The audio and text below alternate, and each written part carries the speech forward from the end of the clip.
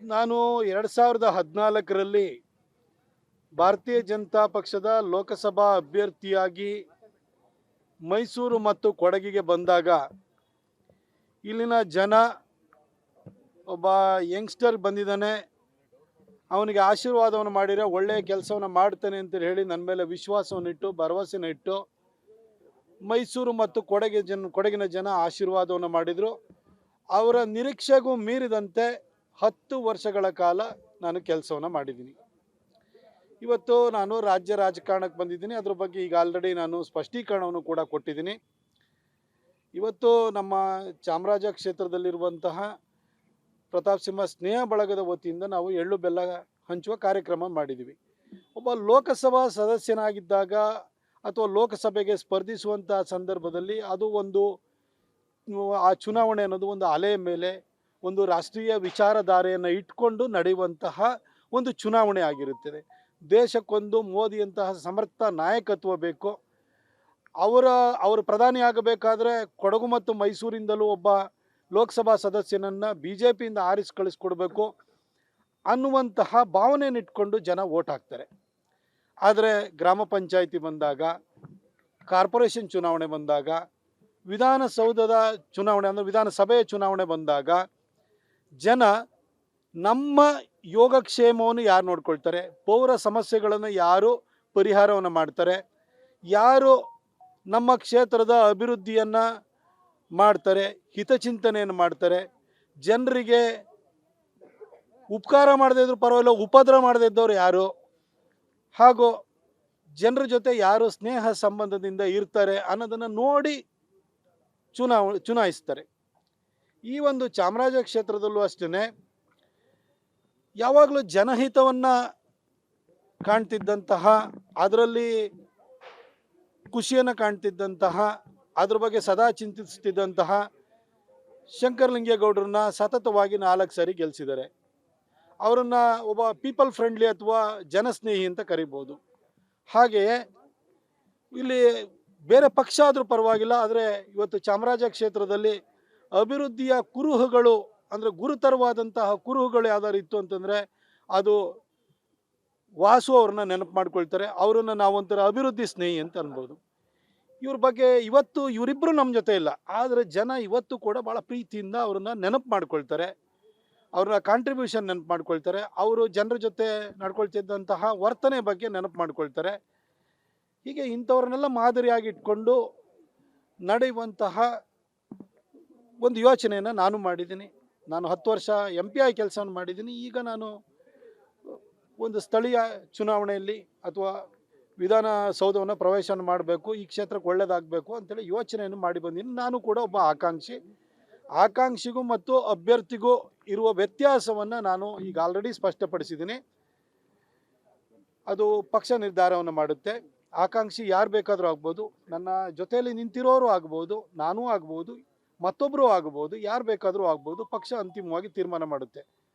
ಆದರೆ ಚಾಮರಾಜ ಕ್ಷೇತ್ರದ ಒಂದು ವಿಶೇಷತೆ ಏನಂತಂದರೆ, ಇದು ಬೆಂಗಳೂರು ಸೌತನ್ನು ಹೇಗೆ ಒಂದು ವಿದ್ಯಾವಂತರ ಕ್ಷೇತ್ರ ಅಂತ ಹೇಳ್ತೀವಿ, ರಾಷ್ಟ್ರ ಮಟ್ಟದಲ್ಲಿ ಹೋದರೆ ಡೆಲ್ಲಿ ಸೌತನ್ನು ವಿದ್ಯಾವಂತರ ಕ್ಷೇತ್ರ ಅಂತ ಹೇಳ್ತೀವಿ, ಹಾಗೆ ಕರ್ನಾಟಕ ವಿಧಾನಸಭೆಯ ವಿಚಾರ ಬಂದಾಗ ವಿದ್ಯಾವಂತರ ಕ್ಷೇತ್ರ ಅಂತೇಳಿ ಹೇಳಿದರೆ ಅದು ಚಾಮರಾಜ ಕ್ಷೇತ್ರ. ಇಲ್ಲಿ ವಿದ್ಯಾವಂತರು, ಪ್ರಜ್ಞಾವಂತರು, ವಿಚಾರವಂತರು ಇರುವಂಥವ್ರು, ಸದಾ ಸಮಾಜದ ಬಗ್ಗೆ ಯೋಚನೆಯನ್ನು ಮಾಡುವಂಥವ್ರು. ಇಲ್ಲಿ RK ಲಕ್ಷ್ಮಣ್ ಅಂತವರು ಕೂಡ ಇಲ್ಲಿ ಬಾಳಿ ಬದುಕಿದಂತಹ ಜಾಗ ಇದು. ಇಲ್ಲಿ ಭಾರತೀಯ ವಿದ್ಯಾಮಂದಿರ ಇದೆ, ಕೇಂದ್ರ ಸರ್ಕಾರದ ಎಲ್ಲ ಉದ್ದಿಮೆಗಳು ಇಲ್ಲಿದ್ದಾವೆ, ಇಲ್ಲಿ ಅತಿ ಹೆಚ್ಚು ಶೈಕ್ಷಣಿಕ ಸಂಸ್ಥೆಗಳಿದ್ದಾವೆ. ಹಾಗಾಗಿ ಈ ವಿದ್ಯಾವಂತರ, ಪ್ರಜ್ಞಾವಂತರ, ವಿಚಾರವಂತರ ಪ್ರತಿನಿಧಿ ಯಾರಾಗಬೇಕು ಅನ್ನೋದನ್ನು ಇಲ್ಲಿನ ಜನ ತೀರ್ಮಾನ ಮಾಡ್ತಾರೆ. ನಾನು ಕೂಡ ಆಶೀರ್ವಾದ ಮಾಡಿ ಅಂತ ಜನರ ಹತ್ರ ಅವ್ರ ಹತ್ರ ಹೋಗ್ತಾ ಇದ್ದೀನಿ. ಅವರ ವಿಶ್ವಾಸವನ್ನು ಗಳಿಸಲಿಕ್ಕೆ ಪ್ರಯತ್ನವನ್ನು ಮಾಡ್ತೀನಿ. ವಿಶ್ವಾಸ ನನ್ನ ಮೇಲೆ ಇದೆ. ಎಲ್ಲೋದ್ರೂ ಕೂಡ ಒಂದು ಪ್ರೀತಿಯನ್ನು, ಗೌರವವನ್ನು ತೋರ್ತಾ ಇದ್ದಾರೆ. ಅಂತಿಮವಾಗಿ ಇಂಥ ಪ್ರಜ್ಞಾವಂತ, ವಿದ್ಯಾವಂತ, ವಿಚಾರವಂತ ಕ್ಷೇತ್ರದ ಅಭ್ಯರ್ಥಿ ಯಾರಾಗಬೇಕು ಅನ್ನೋದನ್ನು ಪಕ್ಷ ತೀರ್ಮಾನ ಮಾಡುತ್ತೆ.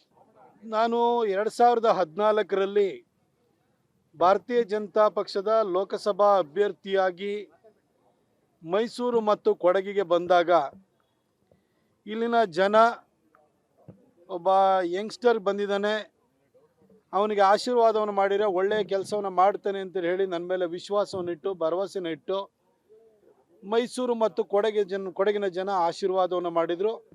ಅವರ ನಿರೀಕ್ಷೆಗೂ ಮೀರಿದಂತೆ 10 ವರ್ಷಗಳ ಕಾಲ ನಾನು ಕೆಲಸವನ್ನು ಮಾಡಿದ್ದೀನಿ. ಇವತ್ತು ನಾನು ರಾಜ್ಯ ರಾಜಕಾರಣಕ್ಕೆ ಬಂದಿದ್ದೀನಿ. ಅದ್ರ ಬಗ್ಗೆ ಈಗ ಆಲ್ರೆಡಿ ನಾನು ಸ್ಪಷ್ಟೀಕರಣವನ್ನು ಕೂಡ ಕೊಟ್ಟಿದ್ದೀನಿ.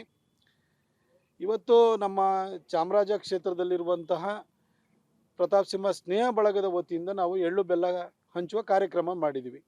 ಒಬ್ಬ ಲೋಕಸಭಾ ಸದಸ್ಯನಾಗಿದ್ದಾಗ ಅಥವಾ ಲೋಕಸಭೆಗೆ ಸ್ಪರ್ಧಿಸುವಂಥ ಸಂದರ್ಭದಲ್ಲಿ ಅದು ಒಂದು ಆ ಚುನಾವಣೆ ಅನ್ನೋದು ಒಂದು ಅಲೆಯ ಮೇಲೆ ಒಂದು ರಾಷ್ಟ್ರೀಯ ವಿಚಾರಧಾರೆಯನ್ನು ಇಟ್ಕೊಂಡು ನಡೆಯುವಂತಹ ಒಂದು ಚುನಾವಣೆ ಆಗಿರುತ್ತದೆ. ದೇಶಕ್ಕೊಂದು ಮೋದಿಯಂತಹ ಸಮರ್ಥ ನಾಯಕತ್ವ ಬೇಕು.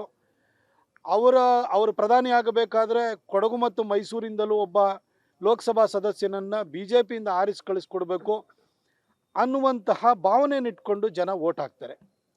ಆದರೆ ಗ್ರಾಮ ಪಂಚಾಯಿತಿ ಬಂದಾಗ, ಕಾರ್ಪೊರೇಷನ್ ಚುನಾವಣೆ ಬಂದಾಗ, ವಿಧಾನಸೌಧದ ಚುನಾವಣೆ ಅಂದರೆ ವಿಧಾನಸಭೆಯ ಚುನಾವಣೆ ಬಂದಾಗ ಜನ ನಮ್ಮ ಯೋಗಕ್ಷೇಮವನ್ನು ಯಾರು ನೋಡ್ಕೊಳ್ತಾರೆ, ಪೌರ ಸಮಸ್ಯೆಗಳನ್ನು ಯಾರು ಪರಿಹಾರವನ್ನು ಮಾಡ್ತಾರೆ, ಯಾರು ನಮ್ಮ ಕ್ಷೇತ್ರದ ಅಭಿವೃದ್ಧಿಯನ್ನು ಮಾಡ್ತಾರೆ, ಹಿತಚಿಂತನೆಯನ್ನು ಮಾಡ್ತಾರೆ, ಜನರಿಗೆ ಉಪಕಾರ ಮಾಡದೇ ಇದ್ರೂ ಪರವಾಗಿಲ್ಲ ಉಪದ್ರ ಮಾಡದೇ ಇದ್ದವ್ರು ಯಾರು, ಹಾಗೂ ಜನರ ಜೊತೆ ಯಾರು ಸ್ನೇಹ ಸಂಬಂಧದಿಂದ ಇರ್ತಾರೆ ಅನ್ನೋದನ್ನು ನೋಡಿ ಚುನಾಯಿಸ್ತಾರೆ.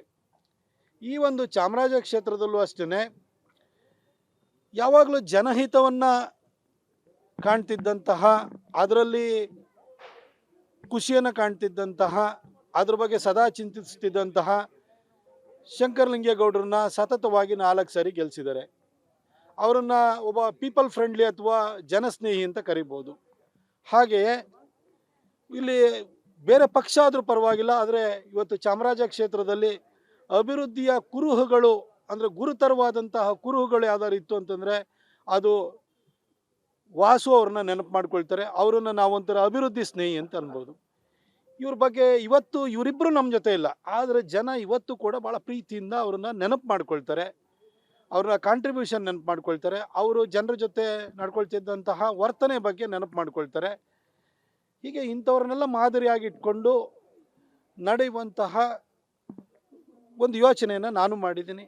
ನಾನು 10 ವರ್ಷ MP ಆಗಿ ಕೆಲಸವನ್ನು ಮಾಡಿದ್ದೀನಿ. ಈಗ ನಾನು ಒಂದು ಸ್ಥಳೀಯ ಚುನಾವಣೆಯಲ್ಲಿ ಅಥವಾ ವಿಧಾನಸೌಧವನ್ನು ಪ್ರವೇಶನ ಮಾಡಬೇಕು, ಈ ಕ್ಷೇತ್ರಕ್ಕೆ ಒಳ್ಳೆಯದಾಗಬೇಕು ಅಂತೇಳಿ ಯೋಚನೆಯನ್ನು ಮಾಡಿ ಬಂದಿದ್ದೀನಿ. ನಾನು ಕೂಡ ಒಬ್ಬ ಆಕಾಂಕ್ಷಿಗೂ ಮತ್ತು ಅಭ್ಯರ್ಥಿಗೂ ಇರುವ ವ್ಯತ್ಯಾಸವನ್ನು ನಾನು ಈಗ ಆಲ್ರೆಡಿ ಸ್ಪಷ್ಟಪಡಿಸಿದ್ದೀನಿ.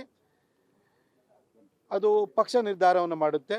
ಆಕಾಂಕ್ಷಿ ಯಾರು ಬೇಕಾದರೂ ಆಗ್ಬೋದು, ನನ್ನ ಜೊತೆಯಲ್ಲಿ ನಿಂತಿರೋರು ಆಗ್ಬೋದು, ನಾನೂ ಆಗ್ಬೋದು, ಮತ್ತೊಬ್ಬರು ಆಗ್ಬೋದು, ಯಾರು ಬೇಕಾದರೂ ಆಗ್ಬೋದು. ಪಕ್ಷ ಅಂತಿಮವಾಗಿ ತೀರ್ಮಾನ ಮಾಡುತ್ತೆ.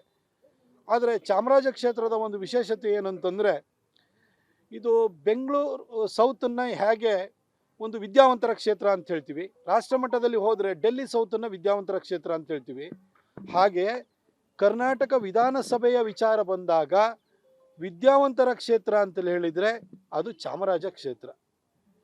ಇಲ್ಲಿ ವಿದ್ಯಾವಂತರು, ಪ್ರಜ್ಞಾವಂತರು, ವಿಚಾರವಂತರು ಇರುವಂಥವ್ರು, ಸದಾ ಸಮಾಜದ ಬಗ್ಗೆ ಯೋಚನೆಯನ್ನು ಮಾಡುವಂಥವ್ರು. ಇಲ್ಲಿ RK ಲಕ್ಷ್ಮಣ್ ಅಂತವರು ಕೂಡ ಇಲ್ಲಿ ಬಾಳಿ ಬದುಕಿದಂತಹ ಜಾಗ ಇದು. ಇಲ್ಲಿ ಭಾರತೀಯ ವಿದ್ಯಾಮಂದಿರ ಇದೆ, ಕೇಂದ್ರ ಸರ್ಕಾರದ ಎಲ್ಲ ಉದ್ದಿಮೆಗಳು ಇಲ್ಲಿದ್ದಾವೆ, ಇಲ್ಲಿ ಅತಿ ಹೆಚ್ಚು ಶೈಕ್ಷಣಿಕ ಸಂಸ್ಥೆಗಳಿದ್ದಾವೆ. ಹಾಗಾಗಿ ಈ ವಿದ್ಯಾವಂತರ, ಪ್ರಜ್ಞಾವಂತರ, ವಿಚಾರವಂತರ ಪ್ರತಿನಿಧಿ ಯಾರಾಗಬೇಕು ಅನ್ನೋದನ್ನು ಇಲ್ಲಿನ ಜನ ತೀರ್ಮಾನ ಮಾಡ್ತಾರೆ. ನಾನು ಕೂಡ ಆಶೀರ್ವಾದ ಮಾಡಿ ಅಂತ ಜನರ ಹತ್ರ ಅವ್ರ ಹತ್ರ ಹೋಗ್ತಾ ಇದ್ದೀನಿ. ಅವರ ವಿಶ್ವಾಸವನ್ನು ಗಳಿಸಲಿಕ್ಕೆ ಪ್ರಯತ್ನವನ್ನು ಮಾಡ್ತೇನೆ. ವಿಶ್ವಾಸ ನನ್ನ ಮೇಲೆ ಇದೆ. ಎಲ್ಲೋದ್ರೂ ಕೂಡ ಒಂದು ಪ್ರೀತಿಯನ್ನು, ಗೌರವವನ್ನು ತೋರ್ತಾ ಇದ್ದಾರೆ. ಅಂತಿಮವಾಗಿ ಇಂಥ ಪ್ರಜ್ಞಾವಂತ, ವಿದ್ಯಾವಂತ, ವಿಚಾರವಂತ ಕ್ಷೇತ್ರದ ಅಭ್ಯರ್ಥಿ ಯಾರಾಗಬೇಕು ಅನ್ನೋದನ್ನು ಪಕ್ಷ ತೀರ್ಮಾನ ಮಾಡುತ್ತೆ.